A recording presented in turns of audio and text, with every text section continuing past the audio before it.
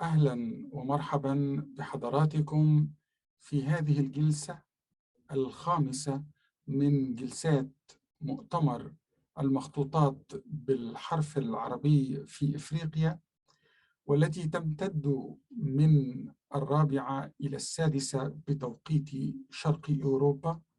فأهلا ومرحبا بحضراتكم مرة أخرى. أولا دعوني أرحب بالدكتورة سوزانا موليني-ليتيغاس رئيسة هذه الجلسة. وسوزانا ليتيغاس باحثة مشاركة في مبادرة الأرشيف والثقافة العامة البحثية التاريخية بقسم الدراسات التاريخية جامعة كيب تاون بجنوب إفريقيا.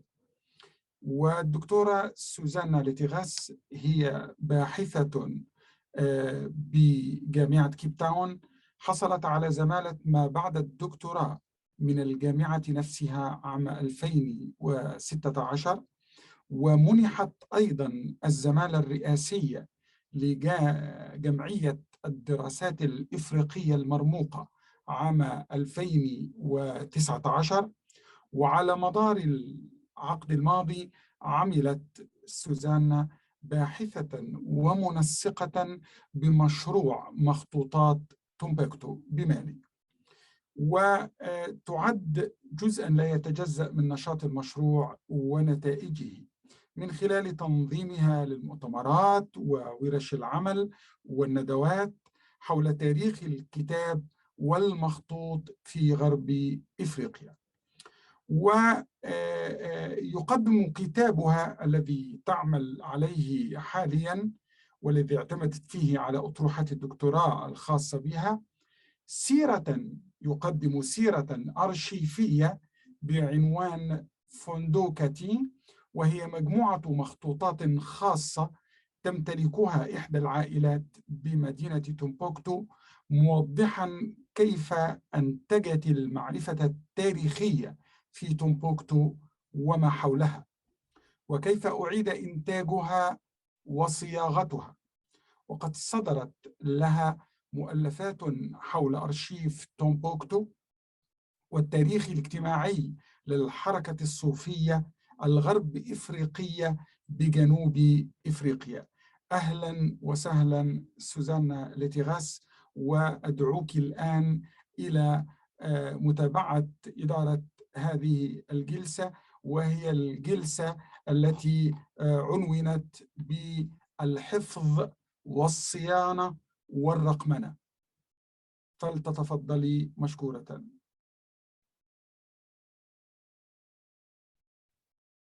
Thank you very much, Professor Issa, and thank you very much to all the organizers, Dalia, and of course the interpreters. It's a pleasure to be here with you today and to be part of this wonderful conference.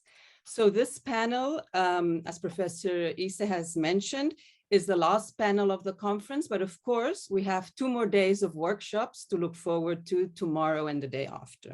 So this panel is on preservation, conservation, and digitization. And as we know, many public and private collection holders in Africa lack the capacity and the resources to effectively preserve and make accessible their manuscript collections, whether physically or through surrogate forms.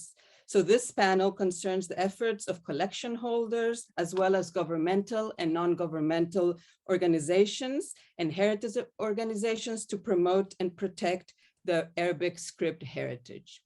So our first speaker today, who is our keynote speaker, is Dr. Maria Luisa Russo, who is the field coordinator for the Malian Manuscripts project for the Center of the Study of Manuscript Cultures at the University of Hamburg. She is a specialist in preservation, conservation, and the management of library and archive materials, and she has been coordinating the projects on the safeguard, preservation, and research on Malian manuscripts, especially Timbuktu collections, since 2015. She's also an adjunct professor at the master's degree in preservation and conservation of the cultural heritage at the University of Turin. and gives lectures and presentations in university courses and international conferences. And of course, she's published widely in national and international journals, books, and conference proceedings. So each of our speakers, we have 4 speakers in this session, and each one will have 20 minutes. And during this time, you're welcome to put questions in the Q&A section, which we will discuss at the end of the 4 speakers. So Maria Luisa, welcome. The floor is yours. We look forward to hearing about beyond the library's doors. Thank you. Thank you, Susana, for the presentation. I will show my screen. Can you see it? Yes, we can see everything very well. Thank you. Okay. It is a great pleasure for me to speak at this conference today, and really I want to thank the organizers for the invitation. The panel's title, Preservation, Conservation, Digitization, might sound as something very conservative, of course, embedded in the words themselves. Something meant to protect, but also somehow freeze the past. And its only connection with the future seems to be the goal of passing the heritage down to future generations. This image has some truth, but I think it risks being limiting and partly misleading if not addressed with actual links with society.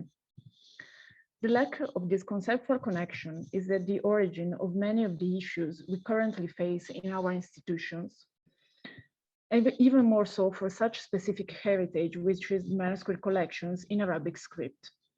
This applies both to local institutions in Africa, and I can speak mostly for Mali libraries and archives, on which I had the opportunity to gain experience in the last years, and in Europe. When I started ages ago to work as a book conservator, friends looked at me with a kind of curiosity. I think they imagined the book conservator as a strange biped who roamed the dusty library, competing for precious manuscripts with the quadrupeds, mice, that often populate our libraries. Today, when I also teach workshops by showing young people or families how books were once written or printed or bound, they tell me that they never imagined that the library items could be so captivating. Captivating. Can our manuscript collections be captivating to a wider audience today? And why should we strive to make them attractive? Commitment to a broader audience distances us from our profession, or is it indispensable? I'm talking today to a wide audience, which includes both researchers, librarians, archivists, conservators, curators, and from all over the world. I take the opportunity of this speech to address some food for thought for us all involved in the management, study, research, preservation, digitization, access of manuscript collections. The topic of African manuscripts is particularly delicate, and it is intertwined with a cultural and social context that poses multiple challenges. Talking about manuscripts means talking about library archives and information centers that are also centers for the conservation of heritage. These institutions' roles in their respective societies result from a long and often difficult process, as it often is in Europe. We are led to think that heritage is something ancient, precious, and has little to do with normal life of the people. Even more so in Africa, where problems of greater urgency, such as work, education, or health, are often to be faced. But what if the library, with its patrimony of manuscripts, was among the places where education for citizenship comes to life? A center for the production of shared values also through cultural heritage. I believe that the topic of opening the library, the Center for the Conservation of Manuscript Heritage, to look beyond their doors must be faced from a double point of view. The value that these institutions assume is double: conservation of cultural heritage and library archive, a center for disseminating knowledge and information. The first concept brings us closer to the museum environment. Institutions that preserve manuscripts preserve a precious, ancient, and unique heritage. The objects kept there are unique. Their books are not replaceable, whereas in a publicly reading library, another copy is bought to replace the damaged one. This concept of uniqueness instinctively leads us to protect it with the utmost caution. The library becomes a museum, but the problem is that while museums have been often able to open up to the public to disseminate their heritage, manuscript libraries remain tied to an old concept of the museum as a somewhat holy place, the keeper of mysterious and largely inaccessible objects. In fact, very few people go to institutes that keep manuscripts. These are mainly researchers, scholars, and the accessibility is sometimes questionable even for this segment of the public. This overprotectiveness towards the heritage, which undoubtedly derives from a meritorious intent, has turned against the institutions themselves. They have often become asphyxiated and closed in themselves, without an audience, interested people, or even those aware of it. The chronic shortage of funds suffered by institutions that hold special collections also derives from the fact that heritage is not known. Why should public money be spent on goods that affect the life of a minimal segment of the population? The lack of communication is detrimental to everyone and to the institutions themselves. If we remain closed in libraries to preserve, digitize, and restore written artifacts that no one has access to, we feel like heroes of the past, but what future will our collections have? Disseminating the heritage is not a banal task, which we are not used to because we are too absorbed in managing collections or studying them or restoring them. We discussed yesterday about the need of catalogs. Indeed, also we need to digitize and ensure a wider access to manuscripts for research purposes. This is one of the strongest engagements of the institution I represent, the Center for the Study of Manuscript Cultures of the University of Hamburg, and of the international partners we are working with in Mali, such as Hill Museum and Manuscript Library, about which we have heard in panel 4. And together we support Malian institutions in these tasks. It is a tremendous effort, both in terms of human and financial resources. But we have to remind that also engaging with a wider audience is vital for our institutions in Africa as well. Public acceptance and understanding of cultural heritage, including manuscripts, can influence in the long run governmental bodies, policies, and funding in the relevant field.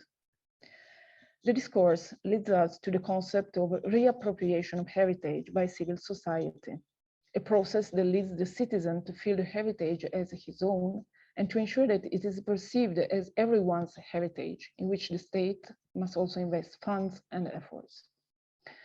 Therefore, communication is a circular action, beneficial to society and, in return, to the institution itself. However, a delicate point is touched. How do we communicate and to whom? Apologies, Maria Luisa, we're just requesting you to please just slow down a little bit because it's a very fantastic presentation, but the interpreters are having a bit of a trouble following it. If you don't mind just slowing a little bit down, it would be appreciated. Thank you. Okay, thank you. And to ensure that cultural heritage is perceived as everyone's,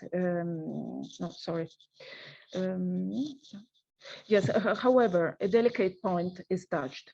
How do we communicate and to whom? Manuscripts institution in Africa, and I'm speaking mainly for West Africa, where I have been working, already have a selected audience of researchers and scholars who carry out research on manuscripts. In this, there is an interest from local universities, but international projects have also largely contributed to boost research activities. The Center for the Study of Manuscript Cultures, which managed the large project for the safeguard and preservation of Timbuktu manuscripts, supports since 2015 also research projects in Mali for the publication of editions of texts of specific research topics but mostly for the study of manuscripts in Arabic script in local languages, Ajami manuscripts. We are strengthening the link with the University of Bamako and increasing the overall interest of the academic world in heritage. That is, by going down towards the base of that academic pyramid that would also involve students, undergraduates, and so on, going beyond the higher but more restricted range of researchers and scholars. We are still in the academic segment of the population, a minority everywhere, and in the African reality in particular. The general public must also be approached, and organizing exhibitions is not enough. The place must be attractive for people, and just between us, an archive is not the most captivating place people may think of. Even less if the documents are in Arabic script. The document, the manuscript, does not speak for itself. It is not the Eiffel Tower. Its significance, its beauty must be conveyed, and it must be approached to the layman who may have never heard of it. To convey means to tell its story, which is the story of the civilization that made the artifact or that brought it there, or that worked on it, as it is the case for manuscripts. Manuscripts are also documents, and they can tell additional local stories. That's why I talk about libraries and archives. Bringing cultural heritage closer to the profound public does not mean trivializing it or worse, putting it at risk with circus initiatives. In this, our professionalism as experts in cultural heritage is crucial. We must communicate manuscript collections in an accessible and understandable way, but always take care of their preservation and protection. We know how to protect it. Let's make people know cultural heritage, but let's also teach them how to approach it without damaging it and to take care of it. Because I think that together with the significance of our collections, we should communicate the significance of our work. How do we communicate to? I would say, let's go out of the academic field, beyond the doors, beyond the limits that the extreme specificity of manuscripts sometimes have. Let's try to bring this heritage closer to the society, to the layperson audience. To do this, we need to start involving young people and schools. School is the place where you learn about your country, the rules that govern it, and the heritage that constitutes its cultural backbone. The places we visited as children remain in our hearts in one way or another. The place where we felt a bit of the charm of antiquity, but where someone told us something interesting or made us understand or feel something we didn't before. We are therefore at the concept of cultural heritage as an element of civil conscience. What is true for the heritage or greater aesthetic evidence, works of art or monuments, also applies to written heritage. It is therefore essential that this heritage enters the conscience of ordinary people and enters from a young age, not because adults have to do this job necessarily with manuscripts, but because when they grow up, they maintain the awareness of the cultural heritage importance, beauty, value, and constitute that basin of interest that is also able to reflect on public policies in the field. A bulwark of defense, too, of heritage against attempts to damage memory, against obscurantism, against extremism, against the pauperization of heritage caused by illicit trafficking. This last scourge, also and above, derives from a lack of awareness of heritage and from a scale of values in which immediate economic gain is more important than the preservation of heritage for future generations. Acting on the scale of people's value is a challenging, prolonged task. It is so in Europe and even more so in the African reality, where often inalienable rights such as work, health, safety are often to be strengthened yet. But it is a path that we have undertaken for years. The Center for the Study of Manuscript Cultures works alongside local institutions and recently with the UNESCO, engaging on the various fronts of heritage education and training.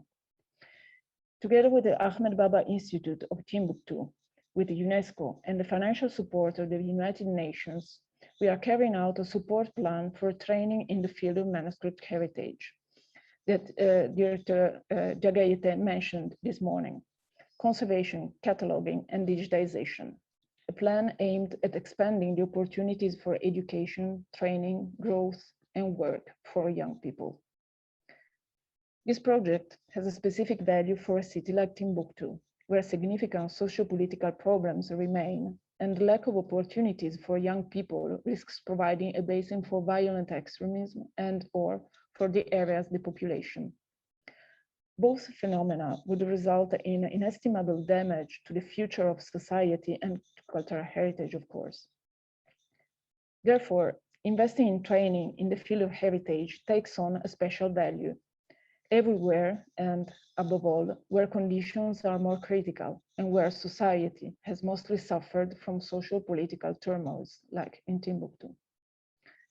If we wanted to represent this phenomenon with a graph, it could be this: a chain where cultural heritage is the base for training, education, citizenship, and actively contributes to sustainable development.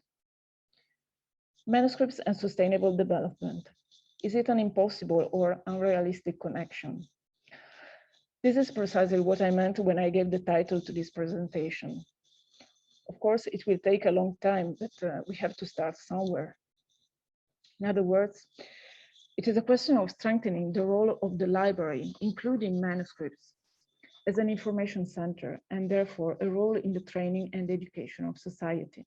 This also includes improving its function as a place where cultural heritage is preserved and made accessible, because cultural heritage plays an essential role in the development of society. Just to mention two examples, the Council of Europe Framework Convention on the Value of Cultural Heritage for Society, signed in Faro in 2005, explicitly states the connection between cultural heritage conservation, human development, and quality of life. The 2030 Agenda for Sustainable Development recognizes the essential role of culture as an enabler of development. One of the Sustainable Development Goals mentions explicitly cultural heritage. The goal number 11 makes cities inclusive, safe, resilient, and sustainable. With its target 11.4, strengthen efforts to protect and safeguard the world's cultural and natural heritage. From all of this, we can clearly understand how cultural heritage is already considered part of social growth, inclusiveness, and equality. It is only a question of showing ourselves capable, with our small and specialized cultural heritage, that of manuscripts, to understand and disseminate the role that our collections can have in society. I started this presentation with an adjective: captivating. I remind it now to all of us who deal with heritage, who preserve it, digitize it, catalog it. Let us remember that heritage is not only for us, but for those outside the library and the next generation. The library, the manuscripts, also can have a role in the development of society, and it's an opportunity for us all as well. And I would like to remind this also to libraries who digitize manuscripts but are then reluctant to make images accessible, or to the conservators who perform long conservation treatments on individual manuscripts that will be closed in a cupboard for the coming years. I decided to address this topic in my speech because too often, and I do it myself, we rightly go into the technical aspect of our professions, but they slowly become an end in themselves. If I was to say something according to my experience, I think from time to time we need just to raise our head from the work table and resume a comprehensive overview, which is a job not only for cultural heritage, but for the people. I think one of the best guarantees for the preservation of manuscript collections for future generations is not only their material conservation, but the presence of this heritage in the cultural horizon of the new generations themselves. And I really like to think that we shouldn't only transmit the manuscript heritage, we should try to transmit also the love for it as well. Thank you. Thank you so much, Dr. Russo. This was a very insightful and thought-provoking presentation, and I think it has given us a very good beginning to this panel. I think we really need to reflect upon many of the aspects that you have brought forth today. So I hope we will have more time in the Q&A to discuss some of these aspects. But now we're going to move on to our second speaker, who is a good colleague of mine, Ms. Mary Menishkov, the head of preservation section at the Western Cape Archives and Record Service in Cape Town in South Africa. She's a member of the South African Timbuktu Manuscript Project, where she participated in annual field trips from 2003 to 2009. And she worked in the training of Malian trainee conservators, and she worked in the preparations for a traveling exhibition of manuscripts from Timbuktu.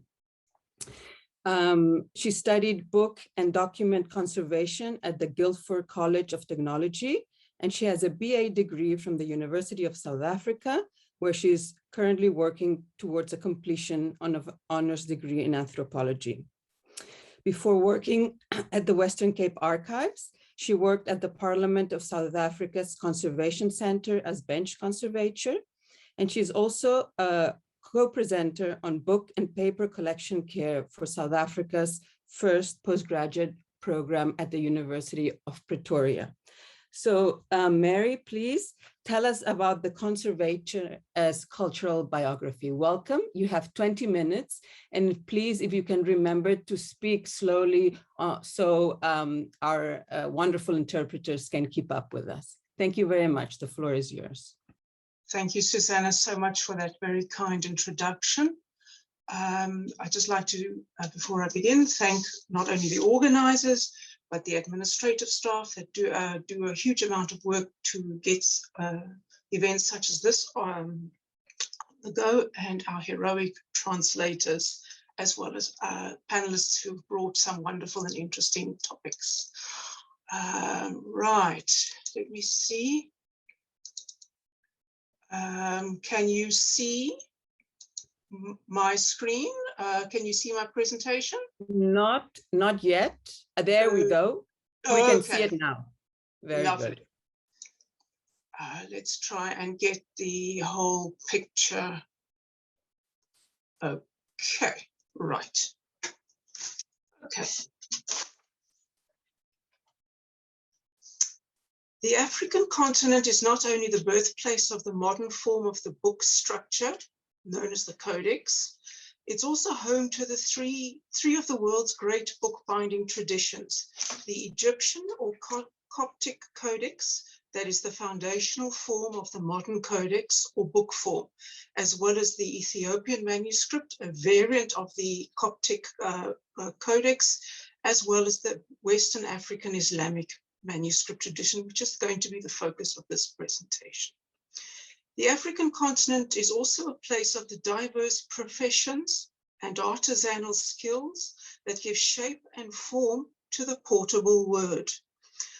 Practitioners of the so-called book arts, the paper makers, scribe calligraphers, leather tanners, and goods makers, bookbinders, and others. It is also the continent of the many actors of the document, that is, the many professions and occupations that centered around the making and use of documents and books: scholars, students, teachers, notaries, stationers, learned jurists, state bureaucrats, librarian archivists, etc.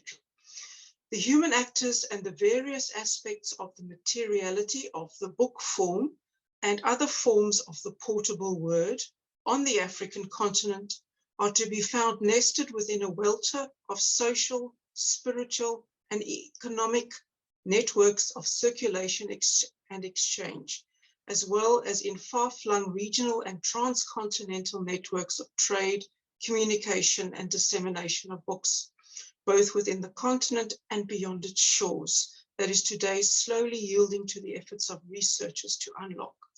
The African continent is very much a participant in the global history of the book. A re-evaluation of Africa's place in the history of the book is well overdue, and the challenge that now lies before us is how to study that tradition in all its facets. One avenue of study lies with a consideration of the physical form and qualities or materiality of the manuscripts. Human beings make, use, modify, discard, destroy, and preserve objects. Material culture does not merely consist of things, but of the meanings and values they hold for people. Values and meaning are socially determined. Meaning emerges from the relationship between objects and people. And this relationship exists not only on a personal and individual level, but also at a public and collective level. Things are not just material objects, they point to the affective, social, cultural, and economic relationships that form our lives. The material goods left behind remain one of the most important avenues for recovering past lives. The present is intimately linked to the past through the tangible objects, which is what makes them so fascinating to people, as well as the meanings and values commonly shared, concepts that arise around their continued survival. Of all of the objects of human material culture, books possibly occupy the most tenuous and complex position within human social life, because they are objects that are at once treasured and treated with cavalier disregard. Books as objects of human material culture bear witness to the acts of their creation, a lifespan of usage, modification, and amendment through loss and addition, and for some, an afterlife in an institutional repository or collection of manuscripts. The idea of a recoverable social biography of an object, any given object, can frame the study of books as objects of human material culture, using the surviving physical evidence of a lifespan of creation, usage, or consumption, exchange, retention, or discarding of Africa's manuscript books. The idea of a recoverable life story or biography of any given object pivots on the use of the physical evidence or materiality of that object, and the object's physical form and qualities are able to provide clues to the object's life story or biography, and permitting a reconstruction of the object's life story, even if only tentatively so. The concept of biography recognizes that an object moves through time, and as it moves through time, it changes in response to changing contexts. And those changes are often marked by changes and alterations to the physical form of the object. Moreover, the concept of a biography permits the consideration that an object exerts agency. As an object, it interacts and influences the world, while at the same time being influenced by the world that it moves through. The concept of biography can extend beyond that of a singular item to include multiples or collections of items, and collections very much have their own history. A consideration of the materiality or physical qualities of an object as an avenue for study opens the way for the field of heritage conservation as a partner in the study of Western African Islamic manuscripts, not only as objects of human material culture, but within the context of an unfolding life story of individual manuscripts, as well as of the collections. The idea of an object's life story has had a very strong influence on the field of heritage conservation, the field in which I work in. It frames the contemporary ethics of conservation treatment and repair in the requirement to respect not only the integrity of the object, but also to consider its context, and in the light of any remedial care and treatment decisions.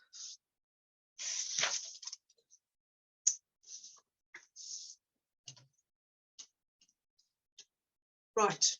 My familiarity with the Western African Islamic manuscript tradition, which is the subject of this paper, has been through my work with the Manuscripts project of the Manuscripts of Timbuktu. Now, when we started working on the project, the conservation team, from the outset, it was very important and very evident to us that the task of devising appropriate and sustainable conservation interventions for the manuscripts, these decisions would have to be based not only on an understanding of the unique and challenging environment, the climate of Timbuktu, but also an understanding of the Western African Islamic book tradition. Critical conservation, care and treatment decisions would flow from our understanding of that manuscript making tradition. And what we found was that the manuscript cover conforms to the overall sense of the Islamic manuscript. The writing direction, the very characteristic foredge or envelope flap, and the characteristics associated with manuscript composition include ties at the apex of the foredge flap and predominantly blind decoration, that is not with any gold on the exteriors of the manuscript covers. Just a quick note on the image that I have up here. This is a manuscript from the Ahmed Baba Center.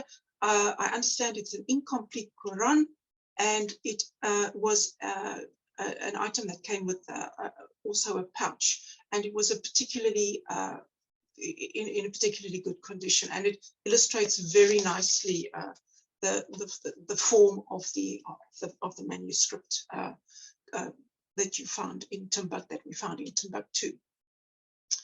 Particularly the very characteristic aspects that they didn't tend to be in sewing structure. Manuscripts consisted either of loose leaves that might have at one point been joined as folios, or they were as found as folios loose within the cover. Cover stiffening materials ranged from leather, hide to stiffened cloth strips, as well as paperboard made from discarded waste paper.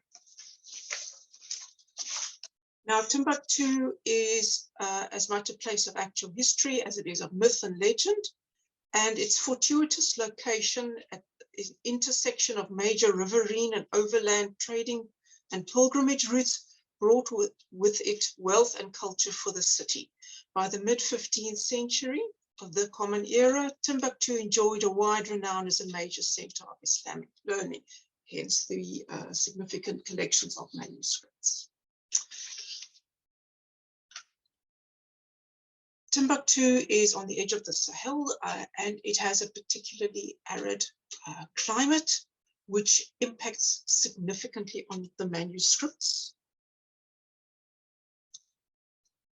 Yet, in a desert environment, we were finding significant evidence of water staining, water damage, and it was one of the things that we noticed quite quickly, and it was one of the things that were in discussions sparked conversations about traditions around the colonial period, when manuscripts were being effectively looted from the area, that manuscripts were hidden in wells or in caves and were somehow exposed to landing. But this is beginning the start of the manuscript starting to talk to us. One of the things that we encountered, or the things that we encountered when looking and working with the manuscripts is evidence of their making. And this particular manuscript was very interesting because we found a mastara, or a ruling guide, a calligrapher's ruling guide. This is now the evidence, the image. I'll just quickly flip back if I can. The manuscript cover is open, and the mastara is to be seen, and this is the mastara flipped over to show the string threaded through the leather. And when we went back to the paper, the pages of the manuscripts, we would see, and I don't know how well this image conveys that, but if you have a look parallel to the writing, there are indentations in the paper that this would have been created by the use of the mascara. It was a tricky thing to photograph in the light that Timbuktu provided, as well as the practice of polishing, burnishing the paper, often using multiple applications of a glazing mix, thin down paste and polishing in the course of the writing of the manuscript. Watermarks also became something that we were interested in because it sort of demonstrated the presence of Western paper, Western manufactured, handmade paper that obviously traveled considerable distances, and it's now fairly well known that paper traveled immense distances across the African continent and was used for our purposes. The watermarks were quite useful in being able to consider that what a manuscript that presented as single loose pages may have actually consisted of folded folios that had separated at the spine. And here is an image where we used a watermark that ran across effectively the spine fold, and we rejoined the image to plot out a tentative idea of what the manuscript folio structure could have been. And again, here is an image of the manuscripts and the paper starting to talk to us. The idea of inherent vice is a conservation concept, in that something is, as part of the way that books and paper is made originally, they lead to problems later on. And this particular image of a watermark, the watermark area was so thinned out that the fibers, that the part of the watermark was actually separating and pulling out. Now, one of the conservation things one of the concepts that we talk about in conservation, and that's actually quite oddly enough quite important to help teach you about how a book was made, is the idea of visible damage. Here is an example of a torn piece of paper stitched together that we encountered, and it is a fairly common technique that's for repairs that's found also in Europe.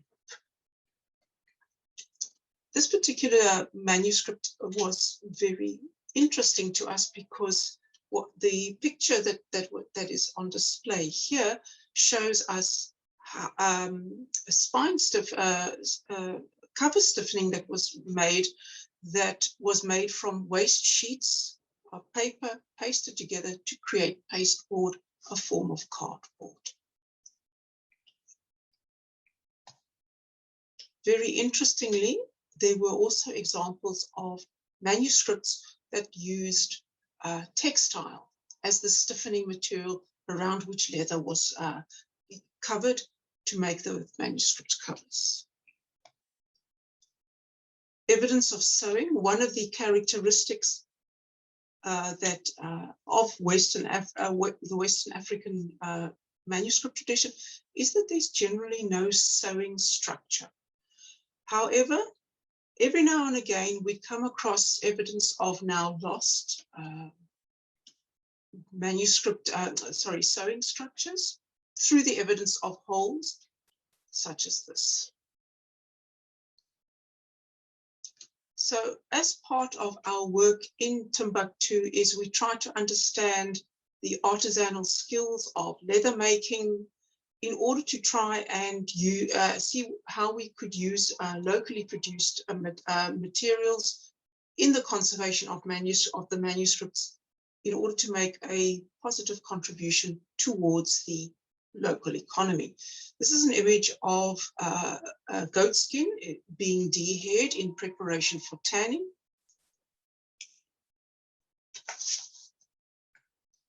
And one of the conservator trainees here who was a very skilled leather craftsman. She took us through the leather tanning process as he was familiar with, washing the leather once tanned to remove the excess tannins. Here the leather skin is being stretched out and kind of scraped down to dry out after the washing process. Here is Mohammed Lamin beginning to polish the leather skin, sort of towards the final preparation of the skin. He's using a Fanta bottle to press down very heavily and polish burnish the skin. And you can actually see the leather color starting to change. And it had the effect of effectively sealing the leather skin. And also removing the very characteristic grain associated with leather. And that is certainly associated with the goat leather in the European tradition. Here is an image of the pairing of the leather. Leather is being fairly thick. It needs to be thinned out in order to provide flexibility at the joints of the book.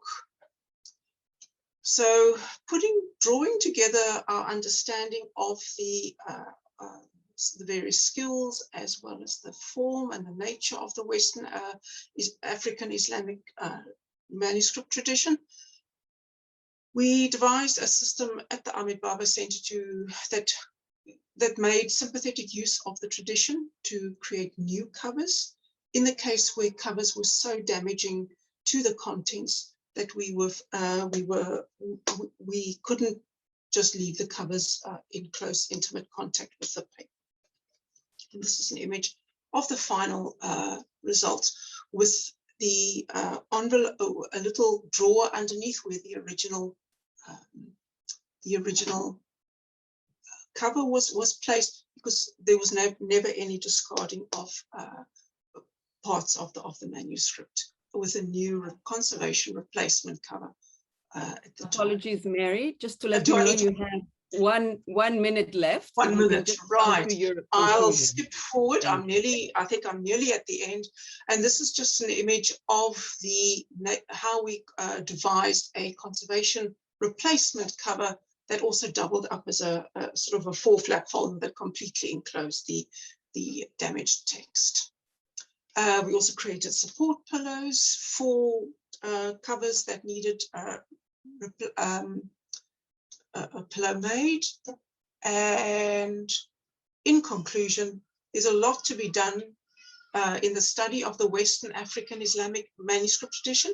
Regional variations of the Western African Islamic tradition remain very understudied compared to other manuscript traditions, and much remains to be studied and understood regarding these traditions, as well as an acknowledgement that they are still living traditions and by no means ossified traditions. Thank you very much.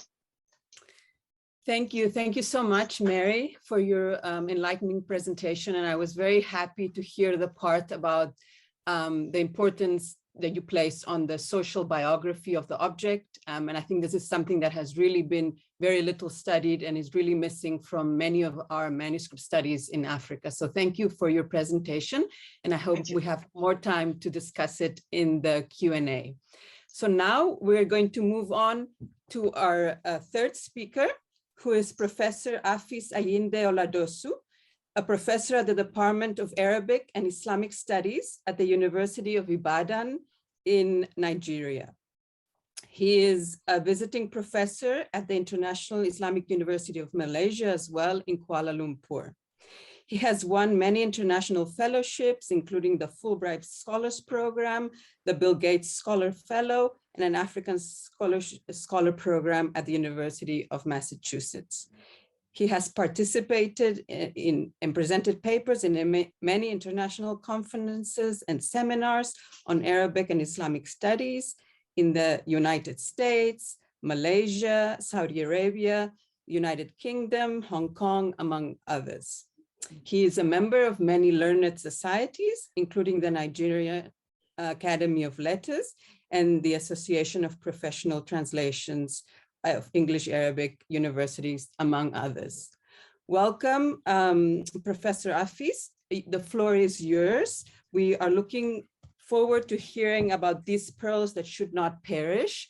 Remember that you have 20 minutes, and if you would please speak slowly for the sake of our interpreters as well. The floor is yours. Thank you for this opportunity to share my perspective from Ibadan. Thanks for this opportunity to share this perspective on Arabic manuscript writing in this part of Africa.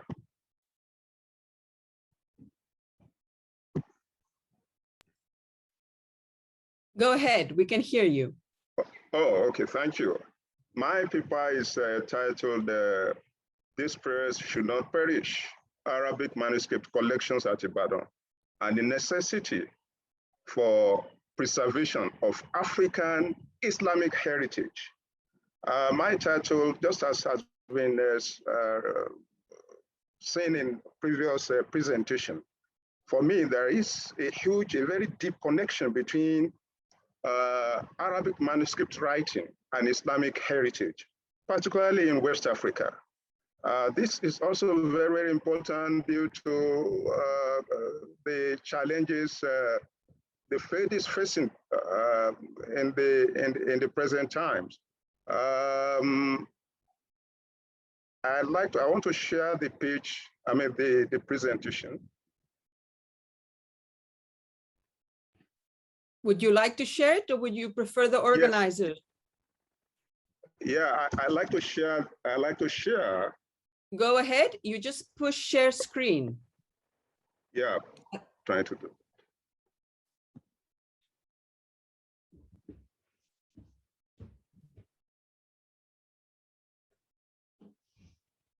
If you struggle, the organizers can share for you, and you just instruct them.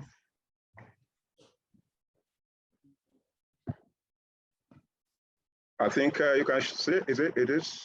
We can see. Thank you very much. Yeah. We can see it well. Thank you. So my perspective is to first of all remind us about the importance of Arabic manuscript culture in West Africa and in Africa at large.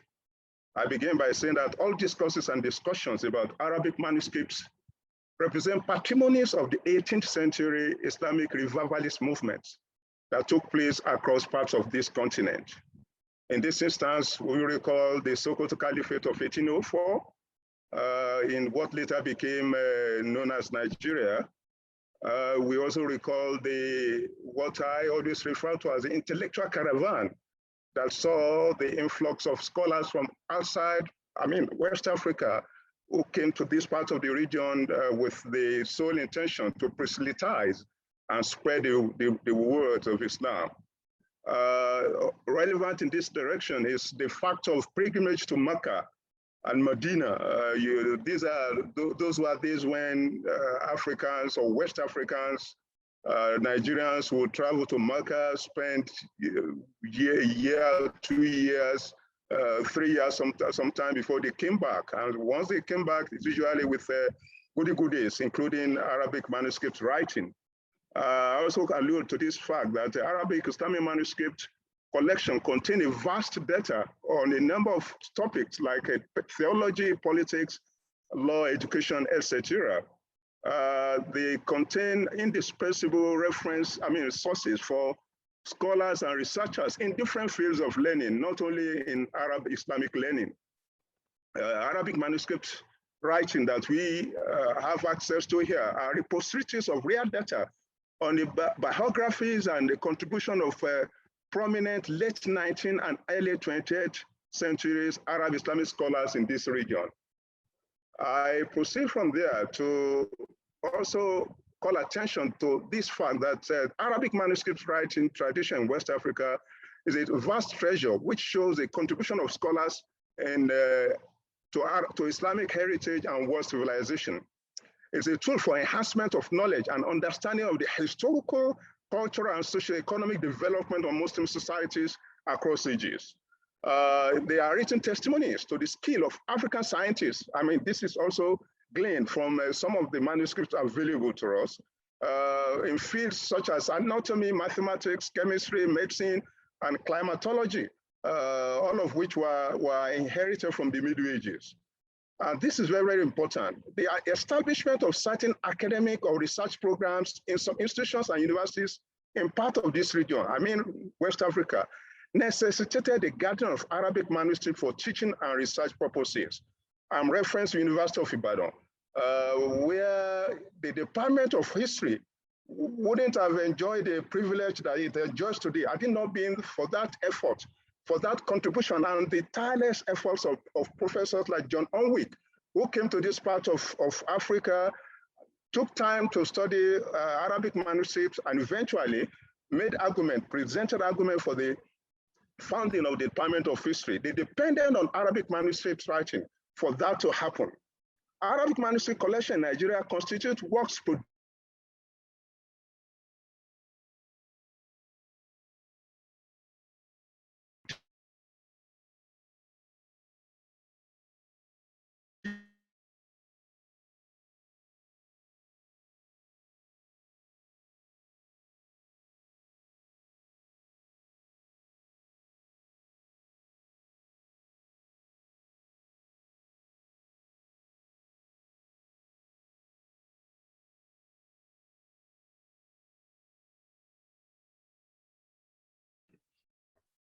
I think we are having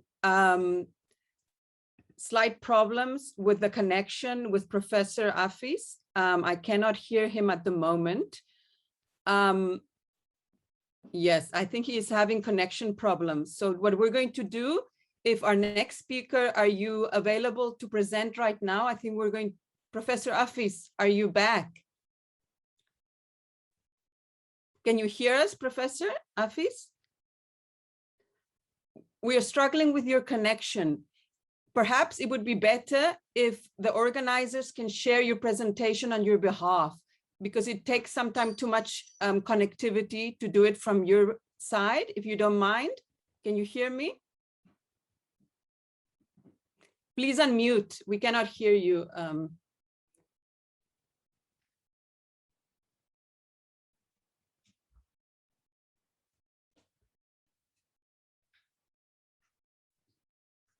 Professor Afis, can you hear us? I think it's going to be better to then move on to our next speaker and come back. I'm having trouble hearing anything. Can you hear me now? Yes, I can hear you now. I can hear you too. All right. I think it might be better if the organizers share the screen, the presentation on your behalf. I think your connectivity is not strong enough to do both. If you don't mind, we're going to let the organizers share your presentation and you just direct them to move. Otherwise, we're going to lose you again. Okay, okay. So if that's the option available to us, because yes, I'm set now. Here, it's better. I think it's better like this. Please okay, let's continue. Have it. Thank you. Please go ahead.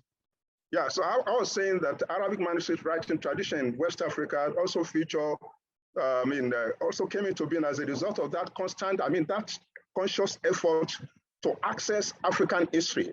At a time, the notion was rife that Africa had no history. And that was what led to the establishment of Department of History in part of this region. The next slide talks about the current situation in the field now. I'm talking about Arabic manuscript collection at University of Ibadan. I have a series of slides that show the current situation of the manuscripts. Is this slide, yeah, here now. Can you see this slide, please? Yes, we can see it. We see the image. Yeah, so this is the image of the University of Ibadan Library, where the Arabic manuscripts are currently domiciled. We also have another center known as Center for Arabic Documentation, where some Arabic manuscripts are also being kept. Aside from that, the Kennedy Library, the image of which I've just shared now, is the foremost library in Nigeria. It's also the first university library which was established as far back as 1948. The library inherited 18,000 volumes of Enrica's collection, donations of about 15,000 volumes of scientific books, amongst others. With reference to Arabic manuscripts, the collection was started by Professor John Hornwick, ably assisted by foreign scholars, including W.E.N. Kendall and other African scholars like Khalil Mahmoud, D.M. Las, M. Al-Hajj, Al-Masri, amongst others. Reasons for this, as I mentioned, was to challenge the notion in the West, that Africa had no history, that Africans did not know how to read and write. So as at that time, the urge and the desire to gather Arabic manuscripts was likely to dispel this notion. The total number of items gathered at the time, up to the early 1970s, were about 600. They were housed, the library at Ibadan contained a section known as the Africana sections, where the manuscripts are presently being kept.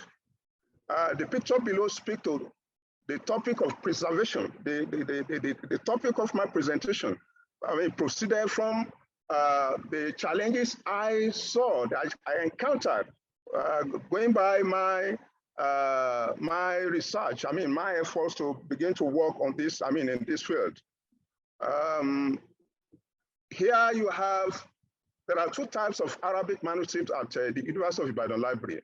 The first one are what I refer to as bound Arabic manuscripts. That's the image you see here.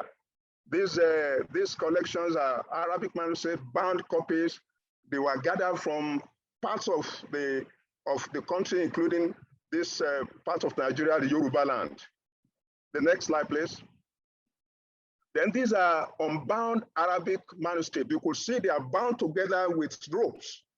They are bound together with ropes just to ensure that they are not, they do not suffer, they are not stolen, they do not suffer those threats and risks that we know of, that we know of, that they are currently, experiencing. The next slide, please. Now, this is a section of the Arabic manuscripts in the library. You could see the state here. These are the shelves. This is a picture of the shelf where some of the manuscripts are kept. You could see that this is not ideal, but this is the situation that we currently have there now in the library. The next slide, please. Now you have a Muslim sister, a librarian by name Hajia Hassan. She is the assistant librarian in charge of Arabic collections in the library. These are image, and she's standing beside one of the shelves in the library containing the Arabic manuscripts. The next slide, please. I'm sorry, and unfortunately, this is an image. The entrance to the section, to the Arabic manuscript section. This shows the kind of challenges we I'm talking about. This speaks to the current situation of things in the library. Next slide, please. This is a section where readers of, those who want to access data, the books, the manuscript in the Arabic section, this is a section for them in the University of Ibadan Library. The next slide. This is the other section of the library. It is the fourth floor of the Arabic manuscript section of the library. This is a notice stating, informing readers and visitors about the section they want to enter. Next slide, please. So I took time to take pictures of some of the manuscripts. This shows us the current status of some of the manuscripts. They are suffering illegibility due to lack of access, due to, the degradation, due to threats that they have suffered over time. Next slide. This is another copy of the manuscript that are available in the library. These are photocopied it is a photocopy of an original manuscript, but you could see that it's largely, it's hardly legible for readers. Next slide, please. This is another shelf of the manuscripts. To the right, you have the manuscript kept on this section of the library. Next slide. You could see that this one contains a bibliographic page of a typical manuscript in the library. You strain your eye in order to have access to the information there, but this evidence, this shows that things are in a very parlor state presently. Next slide, please. Ditto for this, picture of a cataloging details of a sample manuscript. Next slide, please. So Arabic manuscript as universal by the library, issues and challenges. It is axiomatic that despite its contribution to the making of African history, Arabic manuscript writing has not enjoyed the necessary support of stakeholders across the continent. But having listened to presentation from colleagues since this panel started, I could see I envied our colleagues in Mali for the kind of patronage and support they've been receiving. It's my hope that maybe, in a short while, Nigeria would enjoy similar support. The Department of History, which I mentioned the other time, was established due to the data garnered from Arabic manuscript writing in the earlier and mid 20th century. That department, ditto for others, are no more giving Arabic manuscript writing any concern that they deserve. Lack of interest and attention are evident in lack of funding, inadequate manpower, and near total neglect. Challenges posed by librarians was also uncanny. I'm saying this because before this conference, I visited the library several times. But each time you go there, you'll be told that Arabic manuscripts are kept in a very secluded place. Just as I've been mentioned by the previous presenter, it's like you can't just have access to it. The access to the materials there would only be possible whenever Alhaja Hassan is around. But in instances where she is not available, then there will be no access. Aside from that, the space for Arabic and Islamic manuscript is restricted to staff, to few staffs. Students cannot go there, students cannot have access. Then there's no expertise, expert to handle the collections professionally. Next slide, please. The materials are not easily accessible because of the library routine. Material that exists in individual private custodies cannot be adequately identified and recovered. The manuscripts on the shelf are a mixture of originals and photocopies of varying degrees of legibility, which I've hinted at a short while ago. Next slide, please. There is acute lack of cataloging of available materials in the library. This is a result of my encounter with the librarian before Alhaja Hassan eventually stepped in to assist. Acute lack of standard framework for codification and classification gleaned from the manuscript consulted. There's acute lack of Arabic archivists in Nigeria, in Ibadan. I'm talking about Nigeria and our situation here. There's acute lack of those who specialize in Arabic archival materials. Material that exists in individual private custodies can not be adequately identified and recovered. Material that exists in individual private, some items, particularly those originating elsewhere, exist only on microfilm. The microfilm kept in metal drawers are beginning to deteriorate. Some joint manuscripts of different topics are no more readable. Next slide. Way forward. Our efforts should be geared towards the protection of Africa's intellectual, cultural, and material heritage through the preservation of Arabic manuscripts. Having listened to presentations from colleagues from a part of West Africa, I'm inclined to suggest that we need more collaboration at the regional level. So I'm saying a working group on Arabic manuscripts writing in West Africa should be established that would comprise scholars from Nigeria, Ghana, Mali, Senegal to form collaboration and work in synergy. We also need to recruit requisite quality personnel to handle Arabic manuscript by universities across the region. Librarians and archivists should be sponsored for training on preservation and conservation of Arabic manuscripts. This needs no emphasis. Unimpeded access should be granted to staff and students with interest in Arabic manuscripts in libraries across the region. And I'm talking about the situation here specifically in Ibadan. Next slide, please. There is urgent need to digitize the manuscripts that are available here now.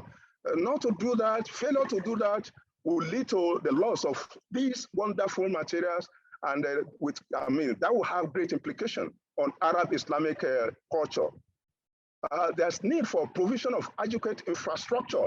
You go there, there's no air conditioners, there are no fans there. These are matters needing urgent attention. There's need for provision of intervention funds for conservation and preservation of Arabic manuscript by university authorities in the region. We need appropriate cataloging of the available manuscripts for easy access. There's need to organize a series of workshops for local religious scholars with a view towards gathering new Arabic manuscripts and introducing graduate students into the field. I'm wondering whether this can be seen. This represents a collection of manuscripts that I inherited from my father. And as you could see, if were it not for the fact that I did that, the manuscripts are in a very, very weak state now, it needs attention. So, and I have no doubt in my mind that there will be countless number of similar, of quality materials like this with local scholars waiting for collection and conservation. I'm also inclined to suggest that we need to make conscious effort to sponsor our graduate students in Arabic and Islamic studies to specialize in Arabic manuscripts writing, so that the huge wealth of knowledge and the data information on Arabic Islamic learning and culture that are embedded in materials like this will not be lost. We also need some translation of some of the manuscripts, particularly those with important insights into challenges confronting humanity. When you read some of the manuscripts, you see the engagement of those scholars with some of the challenges we are facing today. The last point I will make is that we need Arabic and Islamic learning the primary where Arabic and Islamic studies are being offered. There's an urgent need to introduce codicology. That course needs to be introduced, where students will be taken through the whole theology and technology of Arabic manuscripts critiquing, so that we can begin from there and begin to have new set of scholars who replace us when eventually we step aside. So I want to thank you for the opportunity. Thank you. Thank you very much, Afis, for your talk and the challenges about the collections in Ibadan. Thank you very much. We were going to pass to our next and last speaker for this afternoon, who is Mr. Amadou Gidey Haman, a research fellow at the Center for Trans-Saharan Studies at the University of Maiduguri in Nigeria. He has a BA in Linguistics Fulfulde and an MA in General Linguistics from the University of Maiduguri. He has worked in the Ramat Library at the University of Maiduguri, and he was the head of the Center for Trans-Saharan Library from 2006 to 2016. And he has published articles related to Arabic manuscripts. So we look forward to your presentation. You have 20 minutes. And please go ahead. Thank you very much. Thank you very much. Assalamu alaikum. Alaikum salam. We can hear you. Please begin. Okay. As you have said, my name is Amadou Haman Gidey. The title of my selected address to deliver is First Emergency Action on Preservation, Conservation, and Digitization Works on the Travels of Insurgency on Arabic Manuscripts, Heritage, a case study of Bama, Gubbio, Kundwa, and Magumeri local government areas in Borno State. The insurgency in Maiduguri, the Borno State, became an impetus for the destruction of local, national, and global heritage, reflected either in manuscripts, relics, monuments, temples, and shrines, etc. The series of destructions affects the various scenarios in the sub-Saharan region. Several devastating instances occurred with the rise of the so-called Islamist radicalized group. First, in the northeast region of Nigeria, whose history dates back to 1982 with Metasina group, staging a rebellion at Bulungutu, Maiduguri, against both residents and residents of the area and the security operatives. This was calmed down, even though it erupted in Kano and Yola under the leadership of one Musa Makaniki. Boko Haram crisis started its activities first at Kanama in Yobe State, Nigeria, between 2000 to 2003. And by the year 2003 to 2004, they relocated to Maiduguri, where youths were attracted by the eloquent and outspoken preaching of Muhammad Yusuf. This group happens to be the great battle in the history of this region, destroying houses with manuscripts, collections, mosques, churches, etc. The effects of the Arabic manuscripts heritage in 4 local government areas. Bama has witnessed series of Boko Haram insurgency. Bama as one of the 27 local government attacks. Most of these attacks targeted clerics and Islamic scholars, while other attacks has been carried out in people's houses, mosques, business areas, and markets. In most of the attacks, the houses buildings were so badly damaged that they could no longer be used. When houses are burned down, it is not only the rooms that are lost, leaving children with nowhere to sleep, but thousands of Arabic manuscripts heritage collections also got lost. The ulamas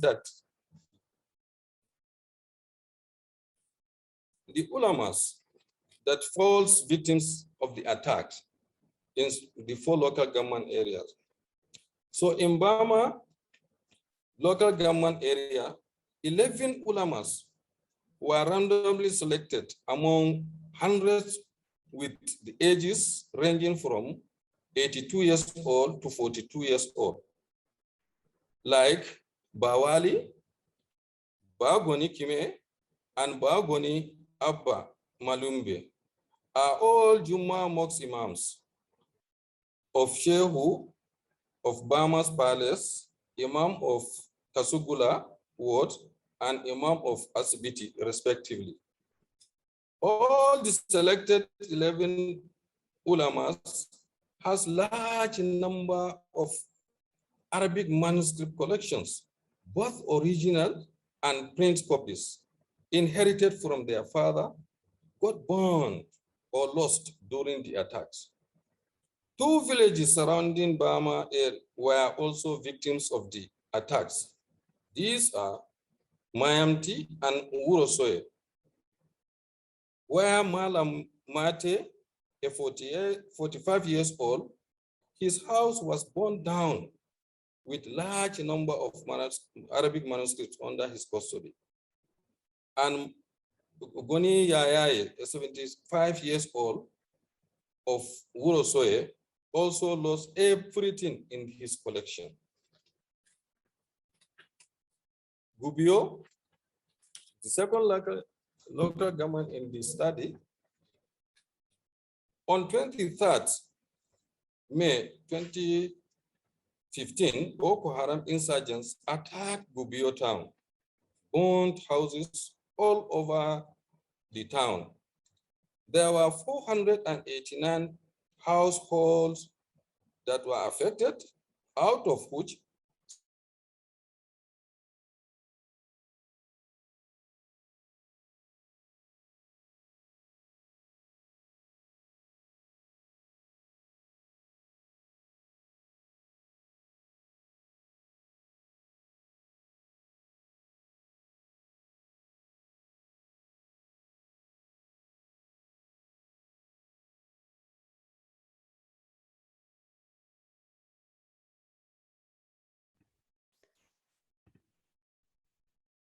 Unfortunately, we seem to be having slight connectivity issues with our speaker.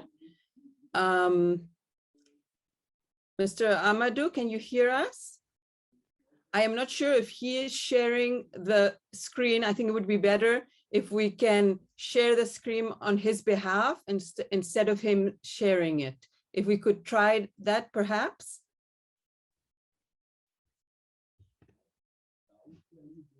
Maybe apologies to our participants and our other panelists. We seem to be having connection issues. Let's see if we can get Mr. Amadou back, and then we can, the organizers can share the presentation rather. Let's just give it 1 or 2 minutes, see if he can come back.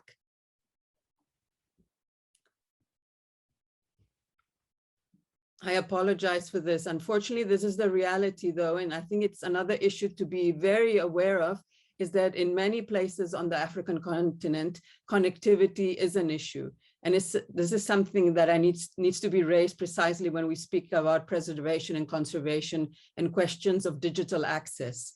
Because what happens when your connectivity is difficult and bad? We are now going to see if we can get our speaker back.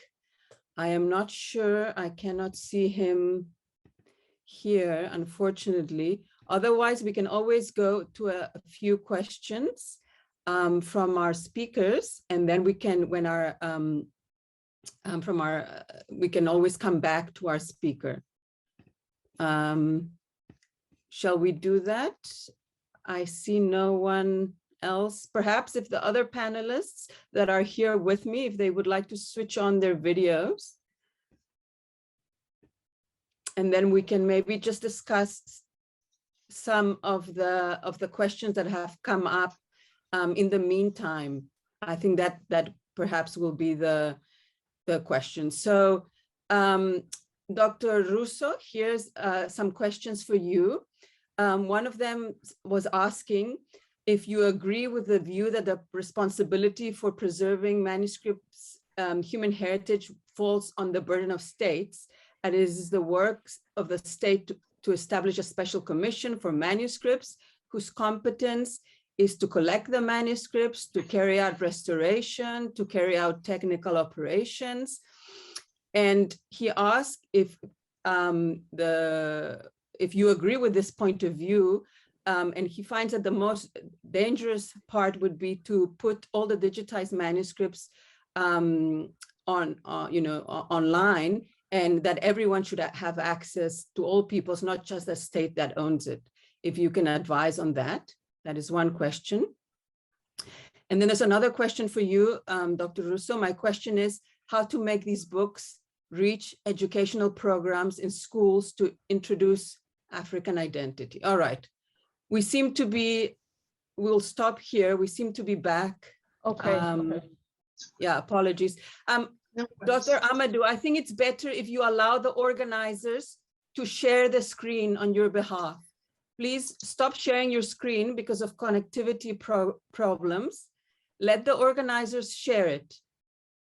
If you don't mind, it will assist with the connectivity problems.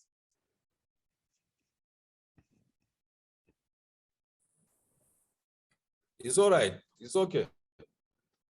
Yes, okay. Rather let the Kunduga organizers, local. they're going to share the screen and then you can speak, please. Thank you very much. Please continue. Okay, it's all right. Thank you. Kunduga local government. I mean, Kunduga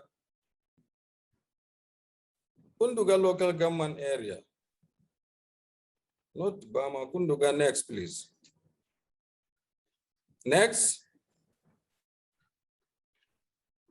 Next.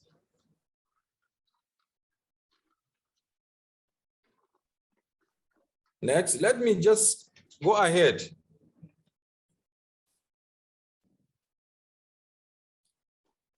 It's okay, it's all right. So Kunduga, the attacks in Kunduga local government include some villages like Alau, where there are Islamic schools burnt down. So also Bulabulin, Ngaura, Malari, Masafanari, and Yajiwa villages.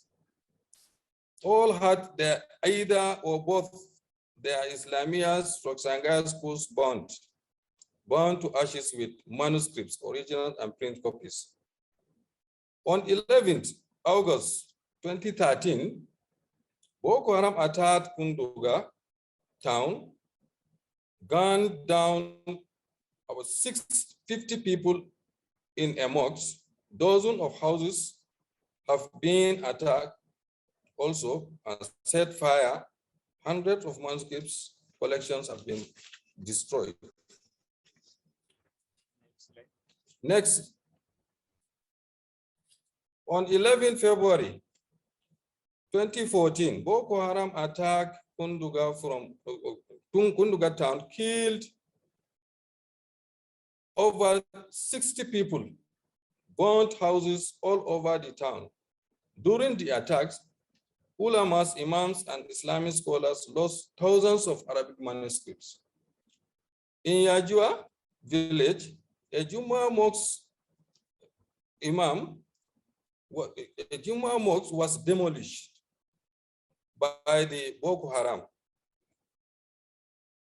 Lots of original Qurans as well as other manuscripts of different subjects got burned just because of the tomb of Yajua, a traditional title holder, died over 50 years ago, was in front of the mosque. Next. Next, please. Next. These are all pictures of some of the houses destroyed during the Magumeri. No. Pictures of some houses destroyed during the attacks in Kunduga. Next. Next to Magumeri. Okay. Magumeri town had witnessed series of attacks, but in Allah's mercy, no house with Arabic/Ajami manuscript collections got burned. 3 ulamas have been identified with large number of Arabic/Ajami personal manuscripts collections, along with number of original manuscripts of their father and grandfather in their custody. They are Sheikh Kaka Goni, 50 years old, Goni Abba Goni, Sulumi, 45 years old, and Goni Abba, 67 years old. Next. Next. Okay. Some villages surrounding Magumeri that had serious Boko Haram attacks. Kurmi is one of the village whereby Goni Bukar Tambare, 70 years old, is their Juma mosque imam. During the attacks, the Boko Haram stolen his horse and evacuated the whole store of his Arabic manuscript collection of thousands originals and print copies.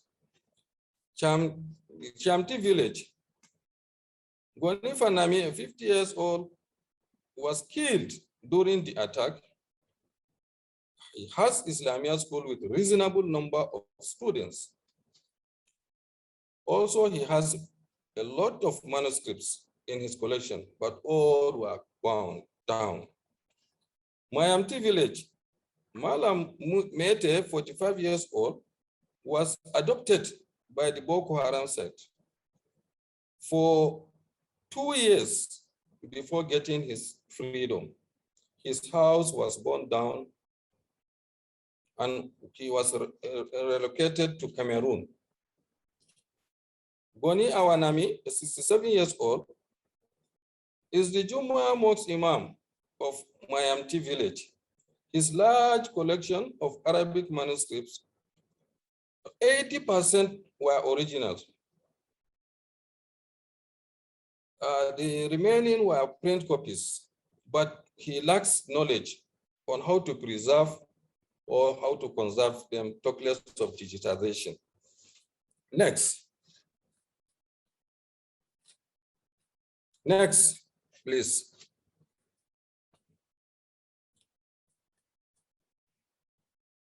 Traditional methods of preservation and conservation in the 4 local governments. The way and manner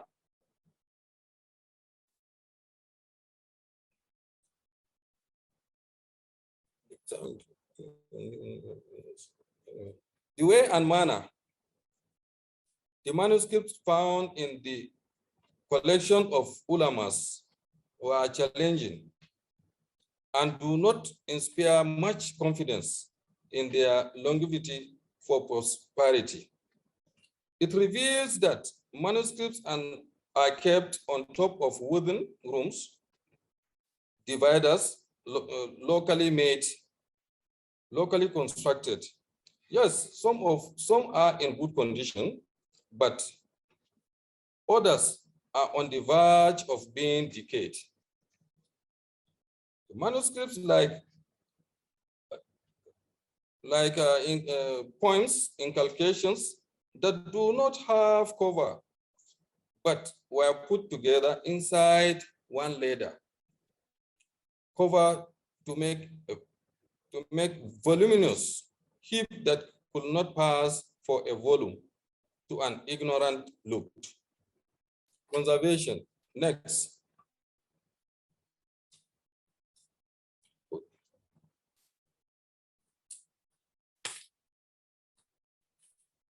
The traditional methods of protection against manuscript destroyers. In order to protect manuscripts from insects, termite destructions, the ulamas, imams, and Islamic scholars, so also the traditional Islamic Arabic bookstore vendors, use application of DD4, which is a chemical contact stomach poison, acting as agricultural insecticides. This particular chemical, as observed, has high risks to the health of house members. Also, application of perfect killer mixing with pure water is used mostly to kill termites. Others use kafur, though it does not kill instantly, also to ensure of its constant availability. Next. Next. Next.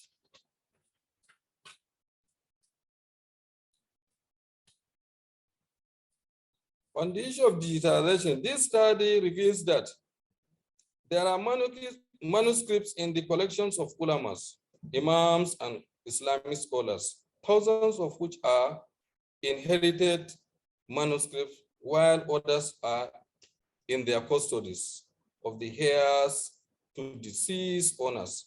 Thereby, sometimes becomes a problem on how to have access to some of these manuscripts.